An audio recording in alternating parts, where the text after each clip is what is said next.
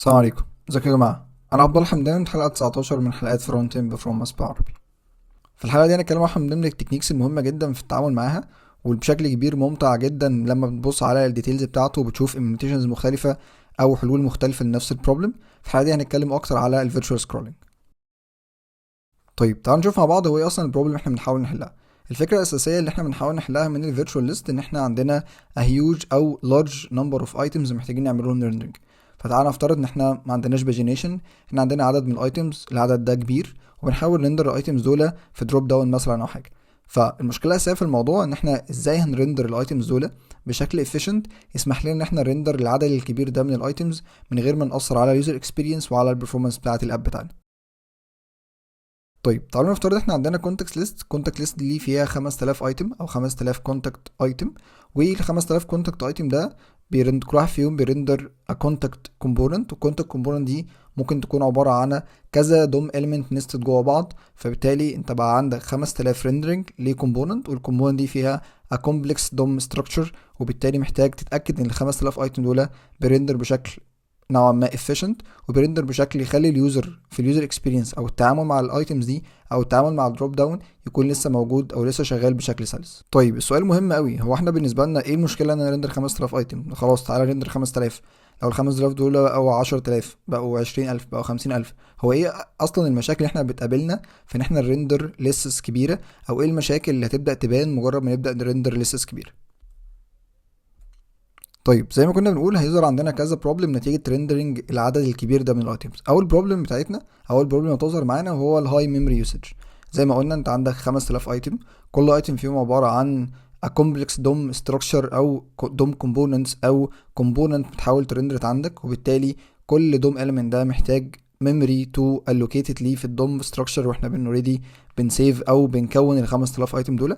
فاول مشكله تبدا تظهر معاك ان ال 5000 ايتم دول، ولو بعد كده بقى 10000 بقى 20000 50000، بياخدوا ميموري كبيره which is بتاثر على نوعا ما الريندرنج او اليوزر اكسبيرينس او السموثنس بتاعت الاب بتاعك.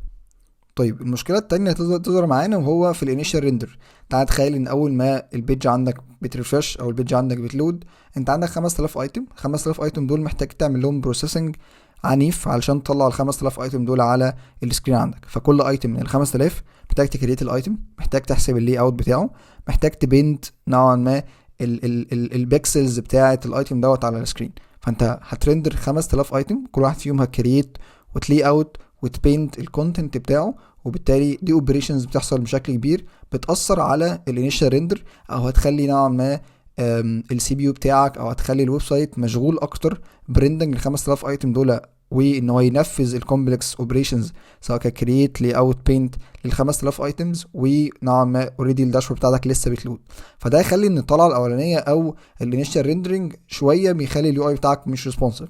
فلو اليوزر حاول انتراكت مع الويب سايت في الفتره اللي هو بيرندر فيها ال 5000 ايتم، especially لو اليوزر بتاعك ده على لو اند ديفايس، هتلاحظ او اليوزر هيبدا يلاحظ ان اليو اي بتاعك مش ريسبونسيف. هو بيحاول ينتراكت مع حاجه، يحاول يكليك مع حاجه، فيلاقي نوعا ما الاب مش بيرسبوند على التحرك بتاعه او مش بيرسبوند على الانتراكشن بتاعته. فبالتالي ده هتلاقي سلونس بشكل عام على الانيشال ريندرنج والريسبونسيف بتاع الاب بتاعك وانت بترندر الاب في الطلعه الاولانيه بتاعته. طيب المشكله الثالثه هتحصل معانا وهي ريليتد برضو بالمشكله الثانيه، وهو ان يحصل فيه لاجي سكرولنج. وانت بتسكرول هتبدا تحس شويه باللاج بتاعك. ليه هتبدا تحس باللاج؟ لان كل ما بتعمل سكرول كل ما بيحصل بروسيسنج على ال 5000 ايتم بتوعك او الايتمز اللي عندك من ناحيه ريكالكوليشن ل البوزيشنز بتاعتهم واللي اوت بتاعهم، من جزء بتاع اللي اوت تاني، جزء بتاع الريبين تاني. فبيحصل اوبريشنز مع كل مره بتعمل فيها سكرول علشان يبدا نوعا ما يري بوزيشن تاني الايتمز بتوعك بيزد على السكرول ده. فتلاحظ نوعا ما وانت بتنتراكت مع الليست الكبيره او الليست اللي فيها عدد كبير من الايتمز، ان مع الوقت وانت بتنافيجيت او انت بتسكرول ان بيحصل فلاجنج بالسكرولنج وانت بتتحرك مع الليست الكبيره دي.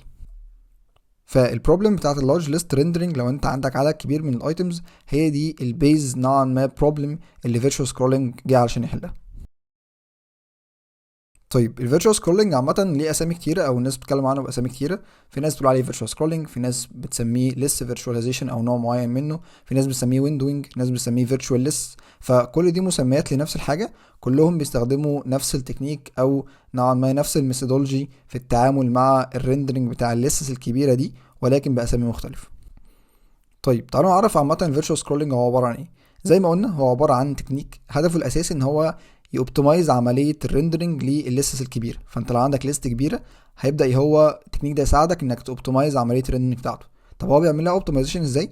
بيوبتمايز ان هو بيعرض بس الايتمز اللي دلوقتي هتبقى فيزيبل للراجل على السكرين. فمثلا لو جينا بصينا احنا عندنا 5000 ايتم، هل اليوزر هيشوف ال 5000 ايتم مع بعض؟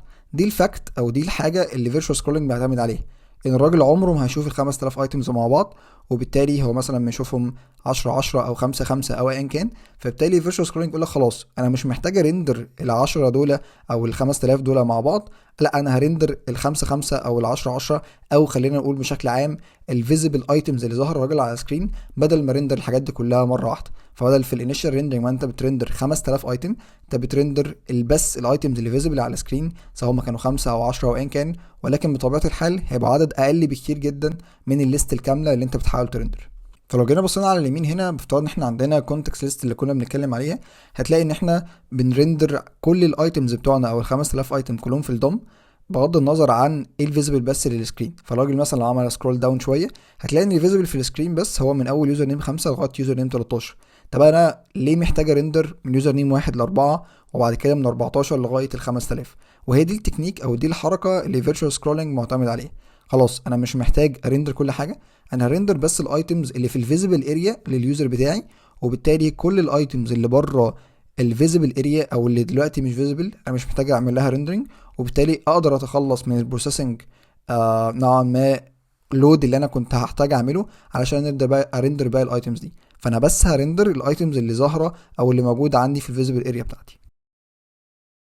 طيب زي ما كنا بنقول الفيرتشوال سكرولنج معتمد على ايه؟ معتمد ان هو بيرندر بس الايتم اللي هي او عدد الايتمز اللي في الفيزيبل اريا، الحاجات اللي هيبقى اليوزر بس شايفها، وتعتمد ان هي تلسن على السكرول بتاعك. فلو انت عملت سكرول لفوق فده انديكيتور انك محتاج ترندر ايتمز فوق الايتمز اللي معايا.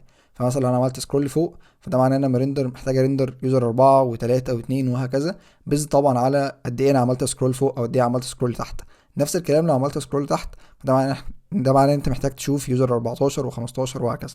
فدي الفكره العامه من الفيرتشوال سكرولنج، او هو ازاي بيبدا يغير الايتمز اللي معمول لها ريندرنج بيزد على السكرول ايفنت اللي انت بتعمله. فلو جينا بصينا على اليمين زي ما كنا بنتكلم هتلاقي ان الفيرتشوال او السكرولنج اللي انت عملته فوق، بغض النظر ان عملته بمسافه كبيره او مسافه صغيره، وده طبعا بيكنترول عدد الايتمز اللي انت بترندرد. ولكن تعالى نفترض ان انا عملت سكرول اب، فاللي حصل ان خلاص بنقيس مسافه السكرول اب اللي انت عملتها، وبيزد عليه ببدا اقرر خلاص انا ده معناه ان في تو ايتمز اباف الليست اللي اوريدي انا عامل لها ريندرنج اللي هم من اول 5 لغايه 13 محتاجه ريندرد. وبالتالي مجرد ما بتعمل سكرول اب بيبدا يظهر معاك ايتمز جديده، وبيختفي معاك كمان ايتمز كانت اوريدي عمل لها ريندرنج. فلو جيتوا لاحظتوا هتلاقي ان 13 و12 كانوا ايتمز اوريدي عندي، بس مجرد ما عملت سكرول اب وظهر ايتمز جديده اباف الليست اللي عندي اللي هي 3 و4 بدات تختفي ايتمز ثانيه. وبالتالي انا دايما بكنترول ان عدد الايتمز اللي انا بعرضها في السكرين هم ثابتين بغض النظر عن السكرولنج اللي انا عملته. لما بعمل سكرولنج ببدا ادجست الويندو او ببدا ادجست الليست اللي عندي بناء على النافيجيشن او بناء على السكرولنج اللي انا عملته. طيب نفس الكلام لو عملت سكرول داون فانت برضو عندك ايتمز اللي هم 5 و6 و7 اختفوا من السكرين، ونتيجة اختفائهم ده ظهر ايتمز جديدة اللي هم 14 و15 و16. فببساطة زي ما كنا بنتكلم دلوقتي انا بمنتين عدد ثابت من الايتمز اللي هي عدد الايتمز اللي فيزيبل عندي في السكرين، وبيتغير السكرول فاليو سواء هي اب او داون.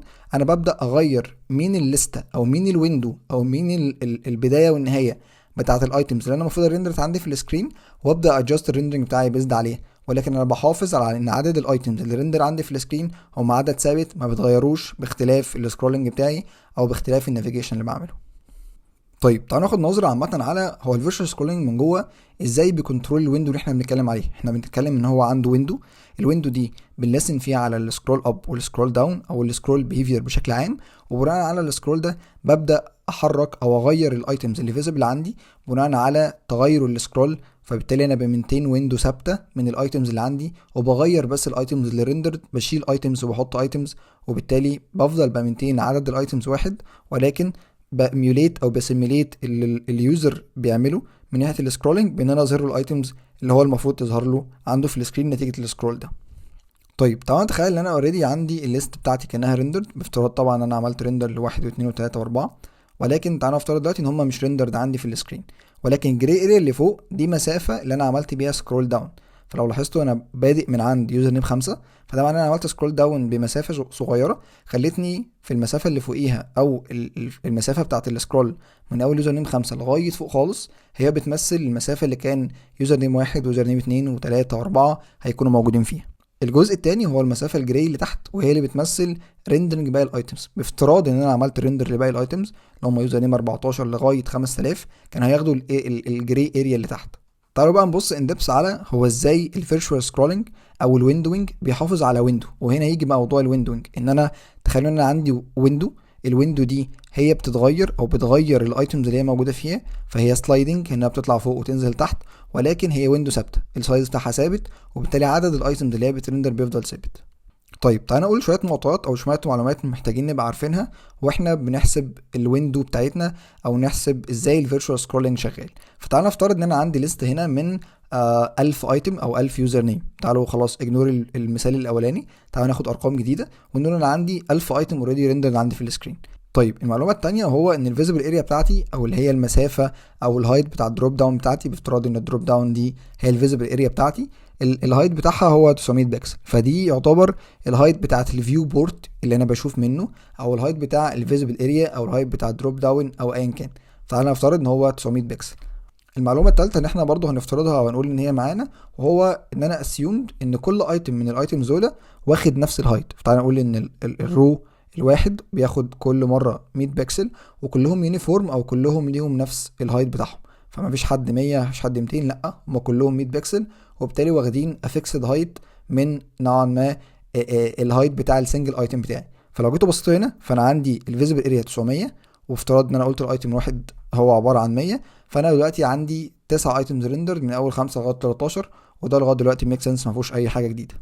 طيب هو احنا مهتمين بايه دلوقتي؟ احنا مهتمين ببساطه ان احنا نحسب الويندو او نحسب الفيزبل اريا او نحسب هو مين الايتمز اللي المفروض تبقى جوه الفيزبل اريا.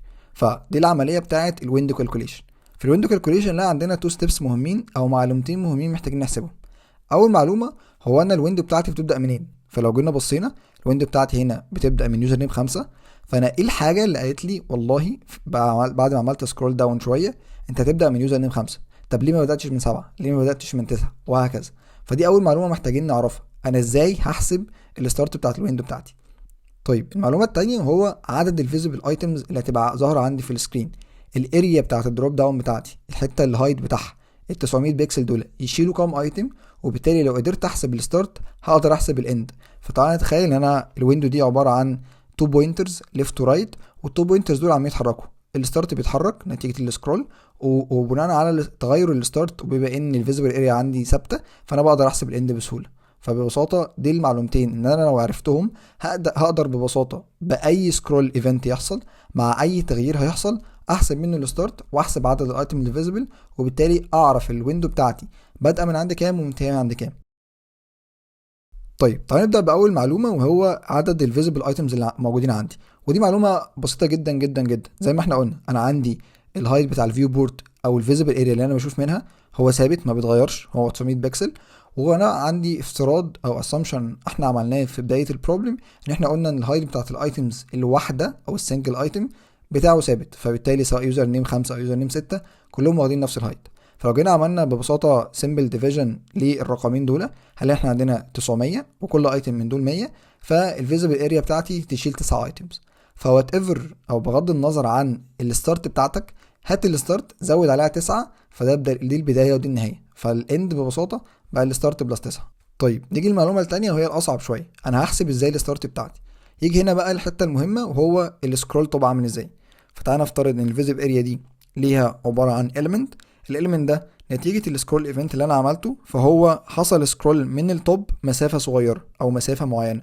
السكرول توب فاليو دي بتتغير كل ما اعمل سكرول، ودي المعلومه اللي انا هبدا اعتمد عليها في حساب الستارت بتاعي. طيب تعالى نرجع كده اول ما كنا بصينا بشكل نوعا ما يعني بسيط جدا لما كنا بنتكلم، قلنا ايه ببساطه؟ احنا قلنا لو انا عملت بدات استارت من عند يوزر نيم 5، فده معناه ان انا قدامي او اوريدي كانت فوقيه معمول ريندر يوزر نيم 1 و2 و3 و4. فيوزر نيم 1 2 3 4 دول مجموع الهايت بتاعهم ده يمثل ايه؟ يمثل سكرول توب. فخلاص انا دلوقتي لو عرفت معلومه السكرول توب اقدر من خلالها اقسمها على الهايت بتاع السنجل ايتم، فاعرف ان السكرول توب دي ممكن تشيل مسافه كام ايتم. فمثلا تعالى نقول ان السكرول توب بتاعنا مثلا ده كان 400، فهو 400 في الحاله بتاعتنا دي، والسنجل ايتم هو عباره عن 100، في 400 على ال 100 فانا عندي 4 ايتمز ريندر، فبالتالي المسافه اللي انا عملت لها سكرول توب دي تمثل يوزر نيم 1، يوزر نيم 2، يوزر نيم 3، يوزر نيم 4. فده معناه ان انا عندي 4 ايتمز بادئين من عندي، فده معناه ان انا ببدا من يوزر نيم 5، لان انا عندي فوقيه 4 ايتمز المفروض يبقى معمول لهم الوكيشن بناء على المسافه بتاعه السكرول توب. طيب لو رجعنا كالكوليشن تاني هنلاقي ان ببساطه هنحسب عدد الايتمز اللي فوق الايتم اللي احنا هنبدا منه او بدايه الويندو ازاي. هو عباره عن السكرول توب، انا عملت سكرول توب مسافه قد ايه، في حالتنا هنا كانت 400 بكسل في الستيت اللي احنا واقفين فيها، والهايت بتاع السنجل ايتم هو عباره عن 100 بكسل، ف 400 بكسل على 100 بكسل يديني 4 ايتمز، فده معناه ان المسافه بتاعت السكرول توب تشيل 4 ايتمز، فده معناه ان انا هبدا من الايتم الخامس. طيب من المعلومات المهمه برضو محتاجين ناخد بالنا منها واحنا بنتعامل مع الفيرتشوال سكرولنج، وهو الهايت بتاع الرابر اليمنت. فتعالى نفترض ان احنا عندنا رابر اليمنت هو اللي شايل الاريا الجري اللي فوق، اللي هي يعتبر دلوقتي بقت جرين عشان السكرول توب، والهايت بتاع الويندو كمان، والهايت الجزء اللي تحت. فاحنا مهتمين بمعلومه ثالثه، وهو الهايت بتاع الرابر كله على بعضه، او الهايت بتاع الاليمنت اللي شايل كل الايتمز بتوعي. فلو جينا بصينا في الحلقه بتاعتنا هنلاقي ان احنا علشان نحسب الرابر اليمنت الهايت بتاعه ده عباره عن ايه او بيمثل قد ايه، فببساطه محتاجين نضرب عدد الاليمنتس اللي عندنا في الهايت بتاع السنجل اليمنت. فاحنا مثلا عندنا هنا 1000 اليمنت، وكل اليمنت عباره عن 100 بكسل، فاحنا محتاجين 100000 بكسل. ده يبقى الهايت اللي احنا مدينه للرابر اليمنت. طيب نسال نفسنا سؤال مهم، هو انا ليه اصلا محتاجين ندي هايت للرابر اليمنت؟ عندنا رابر اليمنت شايل كل الاليمنتس كلها على بعضها، وحسبنا الهايت بتاعه عباره عن 1000 في 100، فبالتالي انا محتاج ادي الرابر اليمنت ده 100000 بكسل كفاليو بتاعه الهايت بتاعته. طب احنا ليه اصلا هنحتاج ده؟ الهدف الاساسي من احنا ندي الرابر اليمنت ده الهايت ده كله، هو ان احنا نخلي السكرول بار يفضل نوعا ما شكله شبه شكله من غير الفيرتشوال سكرول. فلو جينا رجعنا من غير الفيرتشوال سكرول هنلاقي ان احنا بنعمل ايه؟ احنا بنعمل ريندر فعليا للالف ايتم، فنتيجه الريندر للالف ايتم دول السكرول بار بيبدا يحسب الهايت بتاعه وبيحسب البوزيشن بتاعه. فالهايت والبوزيشن بتاع السكرول بار اللي على اليمين ده بيكنترولوا هو عدد الايتمز اللي احنا عاملينها ريندر. فبالتالي قبل ما اعمل فيرتشوال سكرولنج انا عامل ريندر لكام؟ عامل ريندر ل1000 ايتم، فالسكرول بار كهايت وكبوزيشن بيتغير او نوعا ما بيحصل له تشينج مع السكرول ايفنتس اللي انا بعملها بناء على ان في 1000 ايتم معمول لهم ريندر. طب في الحاله بتاعتنا بعد ما عملت فيرتشوال سكرول هو انا بريندر كام ايتم؟ بريندر 9 بس، فبالتالي الهايت بتاعه هيبقى هايت بيمثل سكرول جوه التسعه، ولكن انا مع تغيير فيرتشوال سكرول انا عايز اخلي اليوزر اكسبيرينس واحد، مش عايز اصلا اليوزر اللي بيستخدم الاب يعرف ان فيش فيرتشوال سكرول او ما فيش فيرتشوال سكرول، هو ما هو الا اوبتمايزيشن تكنيك. فانا بالتالي عايز احافظ على اليوزر اكسبيرينس والسكرول بار والسكرول هايت والسكرول بوزيشن نتيجه اي تغيير او نتيجه اي سكرول اليوزر يعمله يفضل هو كاني ما عملتش اصلا فيرتشوال سكرول. فنتيجه ده بنعمل ايه؟ بنقول خلاص تعالى نفترض ان انا عندي رابر اليمنت بتاع اللي شايل ال1000 ايتم بتوعي، والرابر اليمنت ده هياخد الهايت وكأنه كان في 1000 ايتمز اوريدي ريندرد. فبافتراض ان في 1000 ايتمز كانوا هيبقى اوريدي ريندرد، كان هيبقى شكله عامل ازاي؟ كان هيبقى شكله 100000 بكسل الهايت بتاعه. فخلاص لما 100000 بكسل وابدا اغير سكرول فوق او سكرول داون، هتلاقي حساب السكرول هايت او سكرول بار هايت والسكرول بار بوزيشن شكل صح او ايكويفالنت بالظبط لشكله قبل الفيرتشوال سكرولنج. فدي الفكره الاساسيه من 3 معلومات اللي احنا حسبناهم. انا هدي الرابر اليمنت بتاعي الهايت كانه ريندر كل الايتمز بتوعي، فبغض النظر عن عدد الايتمز وبغض النظر عن الهايت بتاع السنجل ايتم دول الاثنين في بعض هيطلع لك رقم، اصلا الرقم ده الرابر اليمنت عشان يخليك تاخد نفس الاكسبيرينس بتاعه السكرول بار. ومن هنا تيجي كلمه فيرتشوال. هو كلمه فيرتشوال جت منين؟ جت ان انا بفيرتشواليز او بسيميليت او نوعا ما بخدع اليوزر عن طريق ان انا بخلي شكل السكرول بار هايت والسكرول بار بوزيشن بتغيره وكأنه اوريدي عامل ريندرنج لكل الايتمز بتاعته بغض النظر عن في فيرتشوال سكرولنج او ما فيش فيرتشوال سكرولنج. طيب لو جينا بصينا على الاستراكشر هتلاقي ان احنا عندنا كذا اليمنت كده مستخدمينهم جوه الفيرتشوال سكرولنج. اول اليمنت واللي احنا كنا لسه بنتكلم عنه هو الكونتينر اليمنت. ده اليمنت واخد الهايت بتاع كل الايتمز بتاعتي عشان يساعدني اعمل سكرول بار بوزيشن وسكرول بار هايت بشكل صح. الاليمنت التاني هو الفيرتشوال ويندو اليمنت. ده الاليمنت اللي شايل الهايت او شايل الليست فعلا اللي انا دلوقتي بعمل لها ريندر، وفي حالتنا هم عباره عن 9 ايتمز. فالفيرتشوال ويندو اليمنت هو ده الاليمنت اللي انا ببدا اوبريت عليه، وابدا نوعا ما بعرض بس في الفيزيبل اريا. وهيحصل شويه ماجيك جوه الفيرتشوال ويندو اليمنت ده هنتكلم عليهم قدام، ولكن المهم انك تعرف ان في اليمنت بيراب الايتمز اللي فيزيبل دلوقتي على السكرين، وده المسؤول عن تغيير البوزيشن بتاعهم، او مسؤول على لما اعمل سكرول اب او سكرول داون هو اللي بيحرك الاليمنتس دول، او هو اللي بيغير البوزيشن بتاعهم. المعلومه الثالثه والحاجه المهمه بتاعتنا زي كنا بنتكلم من شويه هو السكرول توب، وده هيساعدنا نحسب الستارت اوفست بتاعه الويندو بتاعتنا. والحاجه الاخيره هو السنجل ايتم بتاعك، وده برضو هنبص على هو ازاي بيتغير او ازاي بيتحرك بناء على السكرول ايفنت بتاعتنا. طيب عندنا شويه نوتس، النوتس دي مهمه جدا في سواء فهم فيرتشوال سكرول شغال ازاي او حتى في التعامل مع فيرتشوال سكرول، وهنشوف قدام ازاي بنستخدم فيرتشوال سكرول بغض النظر عن التكنيكال ديتيلز الكتير اللي احنا عاملين نقولها بشكل ابستراكت باستخدام اللايبرز المختلفه، او حتى لو انت عملت له امبلمنتيشن بايديك ازاي هتبدا تعمل انترفيس يمثل استخدام الفيرتشوال سكرول بشكل ابستراكت بالكي اليمنتس او بالكي انفورميشنز اللي احنا لسه عارفينهم دلوقتي. طيب تعالوا نبدا مع اول نوت ويمكن اهمهم، وهو ازاي هنحسب البوزيشن بتاع الانديفيدوال اليمنتس.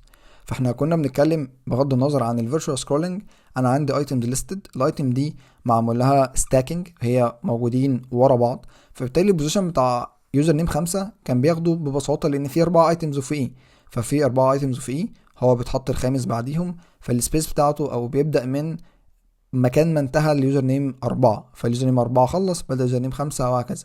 فما كانتش في بروبلم قوي في حساب البوزيشن بتاع كل element فيها. ولكن مع الفيرتشوال سكرول المشكله الاساسيه ان يوزر نيم 5 مفيش حاجه فوقيه اصلا، هو كان افتراضا ان قبل كده كان في 4 ايتمز فوقيه، فانا كنت الخامس خلاص كان البوزيشن بتاعي باخده او المكان اللي انا ببدا منه باخده باي ديفولت من وجود 4 ايتمز قبلي.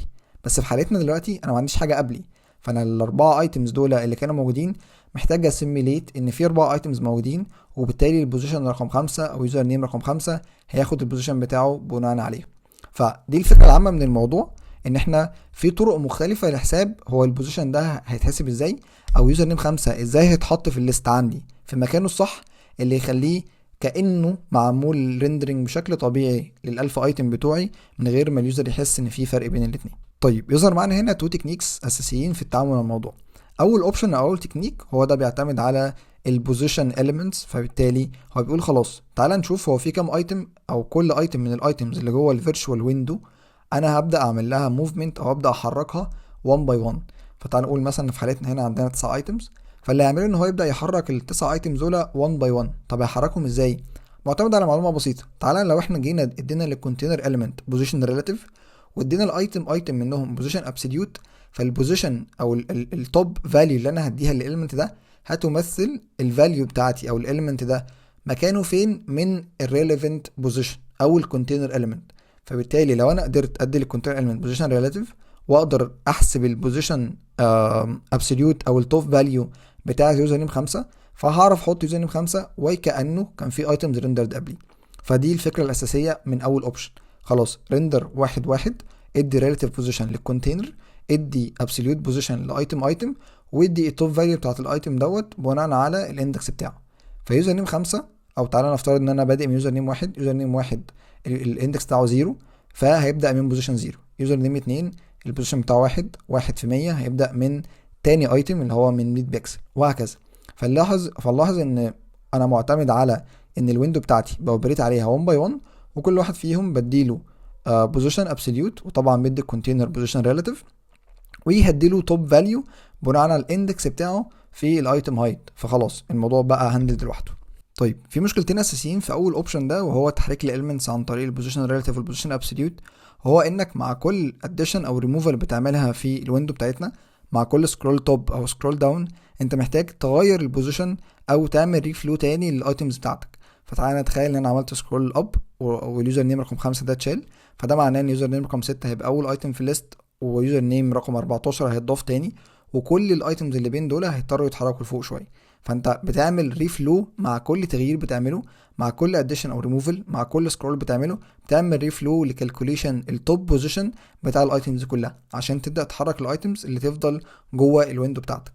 الجزء التاني برضو انك مع كل نقل الحاجات دي بيكون الايتمز دي عليها ستايلز وعليها نوعا ما ابديتس، محتاج برضو تنقل الابديتس دي على ليفل كل الايتمز اللي في الويندو وانت بتعمل سكرولنج. فبالتالي بيحصل اوبريشنز كبيره لانك كل مره بتحتاج توبريت على ليفل ايتم.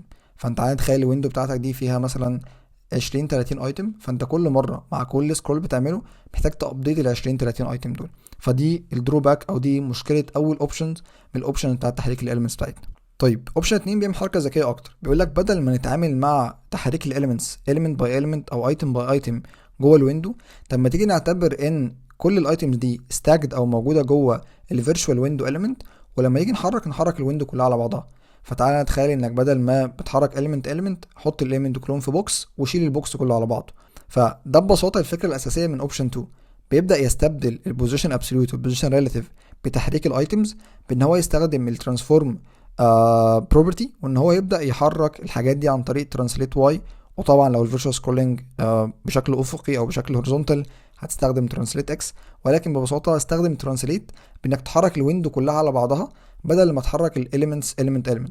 فانت بدل ما انت بتحركهم واحد واحد، حرك بترانسليت واي بالمسافه بتاعه اول element فيهم. فلو حصل سكرول توب مثلا على سبيل المثال، فانا اعمل ترانسليت واي بالمسافه الصغيره بتاعه الاليمنتس دي. طيب لو جينا قارنا الطريقتين بشكل عام هنلاقي ان اوبشن 2 احسن في شويه حاجات. منها اول حاجه ان هو بقى بيعمل اوبريشن واحده لكل سكرول. في الاول مع كل سكرول كنا بنعمل اوبريشن بعدد الايتمز في الويندو، في حالتنا لا، انا بحرك element واحد وهو الويندو كلها على بعضها بدل ما احرك نوعا ما كل elements.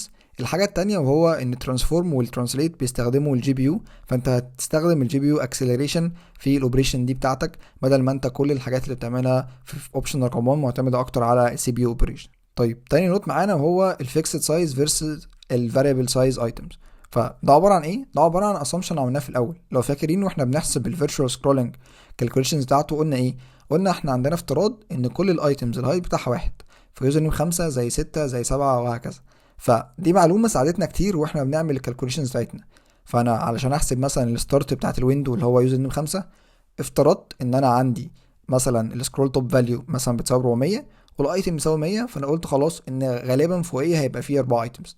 الموضوع مختلف لما بروح للفاريبل سايز ليست. المشكله في الفاريبل سايز ليست انك ما تعرفش الهايت بتاع الايتم، او الهايت بتاع الايتم يختلف من ايتم لايتم. فلو جينا بصينا على الهايت بتاع يوزر نيم 5 مختلف عن الهايت بتاع يوزر نيم 8، مختلف عن الهايت بتاع يوزر نيم 10. فبالتالي انت ما عندكش فيكسد او نوعا ما هايت ثابت لكل الايتمز، فانت الهايت بتاع الايتم بتاعك متغير. فبالتالي هتلاقي في صعوبه شويه في الكالكوليشنز بتاعت طب انا هبدا الويندو منين، طب انا عندي كام ايتم ظاهرين في الليست. لان احنا افترضنا مثلا في الكيس بتاعت الفيكسد سايز ليست ان انا عندي 9 ايتمز على اليمين، او في الفاريبل سايز ما تقدرش تضمن ان هم 9 ايتمز. في الحاله بتاعتنا احنا عندنا من 5 ل 10 بس، ففي 3 ايتمز دروبد معانا. فبالتالي في الفاريبل سايز تبدا تظهر التشالنجز بتاعته. فيبدا هنا زي ما كنا بنتكلم في 2 فاريبلز لسه ثابتين، هو الفيو بورد هايت بتاعه كام وعدد الايتمز كام، ولكن الحاجه اللي بقت متغيره وهو الهايت بتاع سنجل ايتم. ففي حاله الفيكسد سايز هو عباره عن ستاتيك فاليو بنقول مثلا 100 بكسل. في الفاريبل سايز بدل ما انت بتبعت لها ستاتيك فاليو ما تقول لها مثلا هي عباره عن 100، فانت لا بتبعت لها او بتبص لها استيميشن فانكشن. في الاستيميشن فانكشن دي هي بتباصي ليك الاندكس بتاعه وانت بتبعت لها استيميشن. فهتلاقي في الموضوع ده افكار كتيره ونوعا ما لايبرز كتيره بتحل الموضوع باشكال مختلفه. في ناس بتعتمد على ان هو يديله ماكسيمم هايت، خلاص هو اكبر هايت ممكن يحصل ازاي عندي هو مثلا هايت بتاع يوزر نيم رقم 8، فهدي كله كانهم يوزر نيم رقم 8. فهتلاقي في تريد اوفس بان انت تكبر الاستيميت فانكشن او تكبر الاستيميت فاليو او انك نوعا ما تصغرها. فتلاقي ان في اختلافات في عدد الايتمز اللي بترندر وعدد الايتمز اللي انت هترندر بعد كده. فمحتاج نوعا ما وانت بتتعامل مع الفاريبل سايز ايتمز او الفاريبل سايز فيرتشوال ليست انك تتعامل بشكل حريص شويه مع الاستيميشن فانكشن وانك تديها حاجه تكون قريبه. واغلب اللايبرز بتعمل اوبتمايزيشن حلوه جدا، ان هو مجرد ما انت اديته مثلا استيميت بتاع يوزر نيم رقم 5، لما يبدا يرندر يوزر نيم رقم 5 ويلاقي السايز بتاعه او الهايت بتاعه مختلف عن الهايت اللي انت مديهوله، يبدا يكاش الهايت الصح ويسيفه عنده. فحتى لو الاستيميت فاليو كانت نوعا ما غلط في اول مره، في المرات الجايه هو بيعتمد على الفاليو اللي اوريدي جابها او اوريدي فعلا حسبها، ويبدا يدي اكيوريت نوعا ما كالكوليشنز احسن من الحاجه اللي كانت معمول لها استيميشن. طيب النوت الثالثه واللي برضو حاجه بتبقى ملحوظه من ناحيه اليوزر لو انت مش مهندل ده في الامبلمنتيشن بتاعك او اللايبرري بتسبورت الحل بتاع المشكله دي، وهو الفاست سكرول. تعال نفترض ان انت عملت سكرول بسرعه، فانت عندك الفيو اللي على الشمال من اول يوزر نيم 5 لغايه يوزر نيم 13، ومسكت السكرول بار وعملت سكرول داون بسرعه. المشكله اللي بتحصل ان اليوزر بيبدا يشوف اريا جراي او اريا فاضيه. طب ده بيحصل نتيجه ايه؟ بيحصل نتيجه ان انت عندك الوقت اللي انت خدته علشان ابدا احسب الويندو وابدا الي اوت وبينت الايتمز بتاعتي كان ابطا شويه من السكرول اللي اليوزر عمله. فالسكرول ايفنت واليوزر عمل سكرول وبالتالي غير الايتمز، عمل فلاش او عمل جري اريا قبل ما ابدا انا ريندر واحسب وديسبلاي الايتمز الجديده. فدي المشكله بتاعتنا اللي بتحصل نتيجه الفاست سكرول. فزي ما كنا بنقول هي عباره عن مسافه فاضيه او امتي سبيس نتيجه الريندرنج بتاعنا اتاخر شويه، او ان انا حسبت الويندو بتاعتي بقى متاخر شويه. الموضوع ده بنحله بحاجه اسمها اوفر سكاننج او بافرنج. الفكره بتاعته بسيطه، فبيقول لك بدل ما انت في حالتنا هنا هترندر 9 ايتمز، طب ما تيجي ريندر شويه ايتمز فوق التسعه دول وشويه ايتمز تحت التسعه. بمعنى ايه؟ بمعنى ان انا بدل ما انا برندر من 5 ل 13، طب ما تيجي نزود 3 ايتمز يمين و3 ايتمز شمال. طيب ده هيفيدني في ايه؟ هيفيدني ببساطه ان انا لما اجي اسكرول داون شويه، احتماليه ان انا اوصل لايتم انا اوريدي عملت له ريندر قبل كده. فمثلا لو يوزر عمل سكرول بشكل مثلا بطيء شويه او عمل سكرول داون شويه، احتمال ان هو يشوف 14 و15 و16 كبيره، فاحتماليه ان هو يشوف البلانك سبيس دي بتبقى اقل شويه. فدي الفكره العامه من الموضوع، ان انا هيبقى عندي بفر وعندي اوفر سكان او عندي ايتمز اعمل لها ريندر فوق وتحت الويندو بتاعتي، تضمن لي ان اليوزر لما يعمل سكرول داون هيبدا يرندر ايتم او يشو ايتمز من الحاجات اللي انا اوريدي ريندرد او من الاوفر سكان بورد. فبالتالي يضمن لي ان انا ما اشوفش البلانك بيج دي، او على الاقل يقلل احتماليه حدوثها. ولكن المشكله الاساسيه في الاوفر سكان انك محتاج وانت تعمله ميوتيشن بشكل نوعا ما عاقل شويه. فانت لو قللت الاوفر سكان كانك ما عملتش حاجه، كانك ما حلتش الجري اريا. ولو زودت الاوفر سكان قوي بينتهي المطاف ان انت بترندر ايتمز كبيره، والهدف الاساسي من موضوع الفيرتشوال سكرول ان انا رندر عدد ايتمز قليل. فانت محتاج دايما تبالانس بين هعمل اوفر سكان بعدد ليست او بعدد صغير، ولكن في نفس الوقت مش هكبر اوفر سكان قوي بحيث ان انا لو كبرته هيعمل لي ديجراديشن فكاني برندر عدد ايتمز كبير. طيب النقطه الرابعه والهدف الاساسي من كل اللي احنا بنتكلم فيه هو ان احنا نستخدم الفيرتشوال سكرولنج. فاحنا اتكلمنا بشكل تفصيلي اكتر على هو الفيرتشوال سكرولنج بيشتغل ازاي بيحسب الحاجات بتاعته، ايه المعلومات اللي يبدا يستخدمها، انواع الفيرتشوال سكرول، وبالتالي انت عندك فيكسد ليست وفاريبل ليست.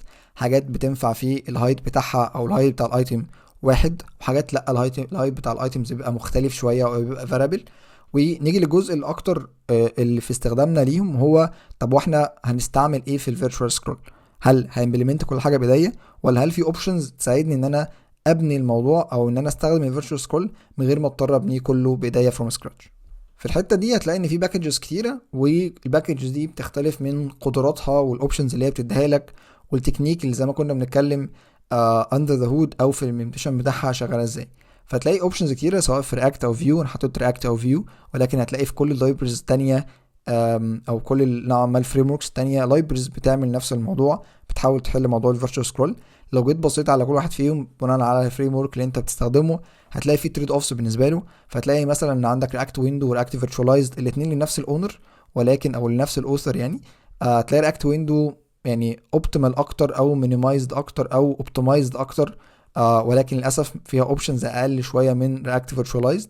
فبالتالي وانت بتبص على الموضوع هتلاقي انهم كلهم تقريبا الانترفيس بتاعهم قريب من بعض، ولكن الكابابيلتيز والحاجات الاكسترا وهاندلنج الكورنر كيسز بيختلف من واحده لواحده، فمحتاج تبص عليهم وتختار المناسب اكتر بالنسبه لك. ولكن المهم تعرفوا انك في اغلب الاحيان هتلاقي ان اللايبرز دي بتبدا تديك ان اوبتمايزد فيرجن او اوبتمايزد امبلمنتيشن من الفيرتشوال سكرول، فحاول تعتمد عليها بدل ما انت بتبني الفيرتشوال سكرول بايديك وتحتاج تهندل كيسز كتيره، سبيشالي مجرد ما تخرج بره الاريا بتاعه الفيكسد سايز وتخش اكتر في الفاريبل سايز وهاندنج الاوفر سكان في الفاريبل سايز وهكذا.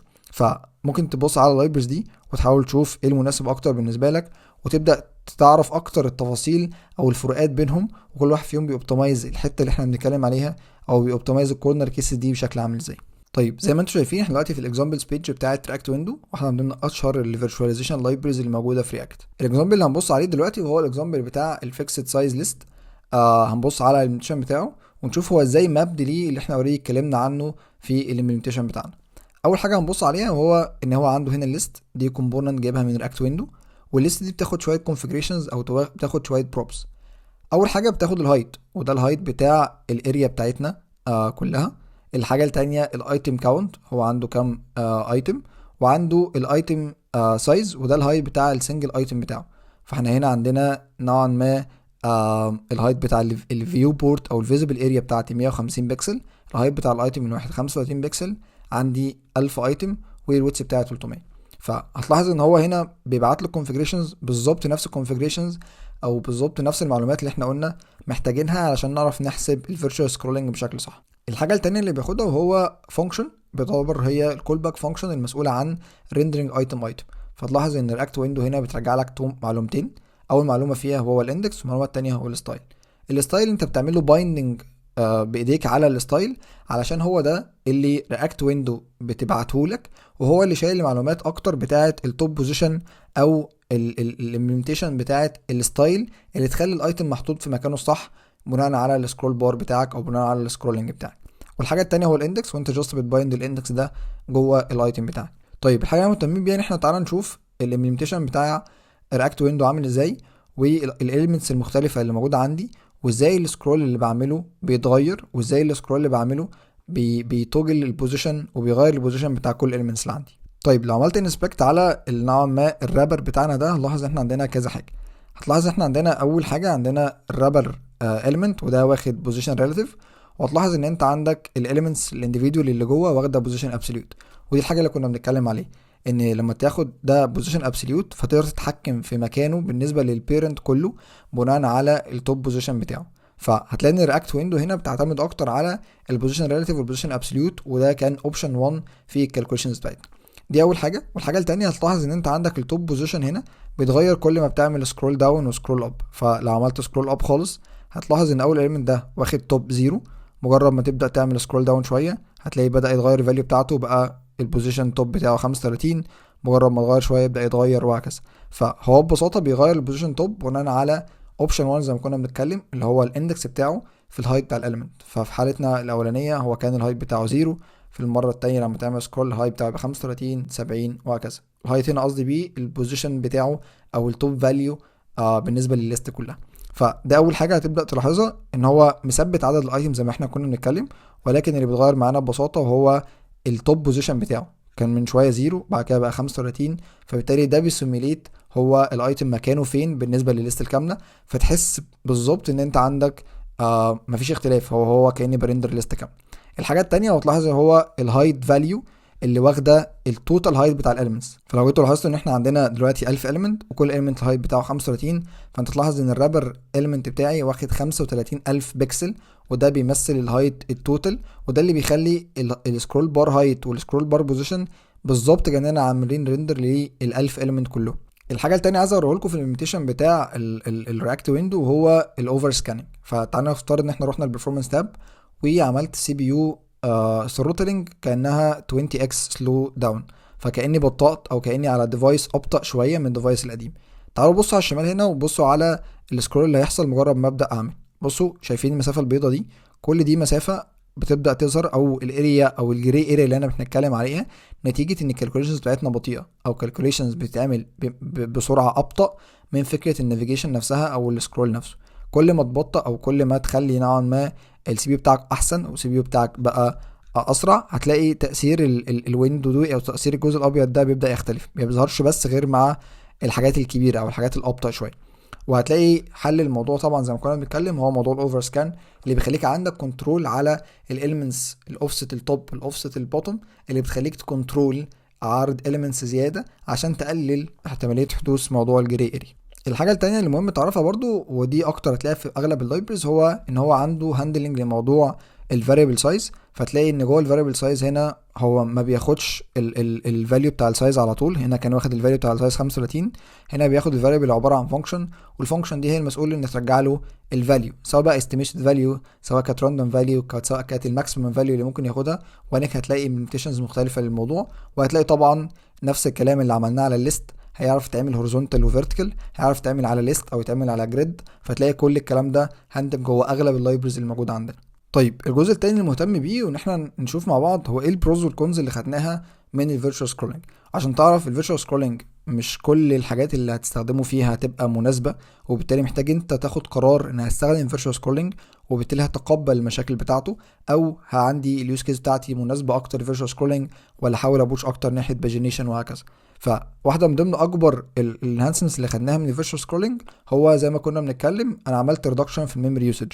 انا ما بقتش ارندر 10000 ايتم 5000 ايتم، انا بقيت برندر بس الايتم اللي فيزيبل عندي في السكرين، وبالتالي الميموري يوسج او الميموري اللي انا بالوكيتد للايتمز دي بقت اقل بكتير من الايتمز الاولانيه. الحاجه التانية طبعا وهو نتيجه ان انا بقيت ما بعملش ريندر لكل الايتمز في الانيشال سكرين، زائد ان انا قللت الميموري، انا بقيت كمان باخد وقت اقل جدا ان انا ارندر الايتمز دي. فالوقت بدل ما انا اعمل كرييت ولي اوت وبنت ل 10000 ايتم، انا بقيت بعمل كرييت ولي اوت بنت ل 9 ايتمز بس، او عدد الايتمز الفيزيبل عندي في السكرين بغض النظر عن الاوفر سكان موجود او مش موجود، بقيت بتعمل ريندرنج لايتمز اقل بكتير، وبالتالي البروسيسنج والريندرنج تايم اللي بتاخده علشان ترندر ده بقى اقل بكتير قوي من الاول، وبالتالي ده حسن بشكل كبير الانيشال بيج لود والانيشال انتراكشنز والسموثنس بتاعت الاب بتاعك في الطلعه الاولانيه او في الفيرست انتراكشن.